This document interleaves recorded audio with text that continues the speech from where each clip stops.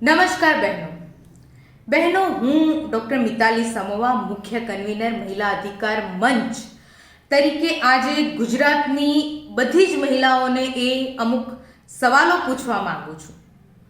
બહેનો, ઘણા વર્ષોથી, દાયકાઓથી તમે પુરુષ ઉમેદવારોને તમારા કિંમતી મત આપીને ધારાસભ્ય કે સંસદ સભ્ય બનાવો છો.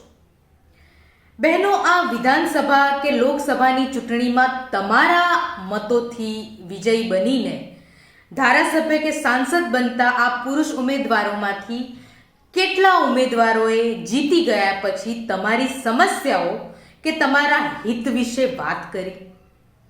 એમાંના કેટલાએ તમારી ખરેખર પ્રગતિ થાય એવા ઇફેક્ટિવ પગલાં ભર્યા?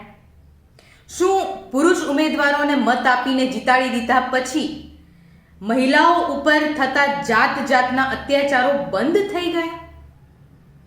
જો આ બધા સવાલોના જવાબ ના હોય ને બહેનો, તો હવે સમય આવી ગયો છે કે આ ચૂંટણીથી ગુજરાતની બધી જ મહિલા મતદારો પોતપોતાના વિસ્તારોમાં ઊભા રહેલા પુરુષ ઉમેદવારોને મત આપવાનું સદંતર બંધ કરી દે.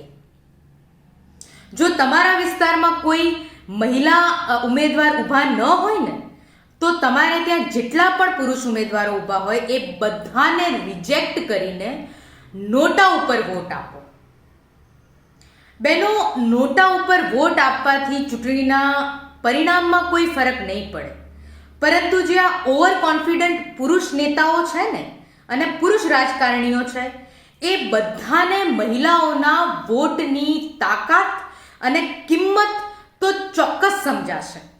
અને એમને જો આ સમજાશે ને, તો આવતા સમયમાં મહિલાઓની, તમારી, મારી, બીજી બધી જ બહેનોની સમસ્યાઓમાં અને પરિસ્થિતિમાં આભ જમીનનો ફરક પડશે અને ચોક્કસથી ફરક પડશે. સો વોટ ફોર નોટા. નારી શક્તિ જિંદાબાદ.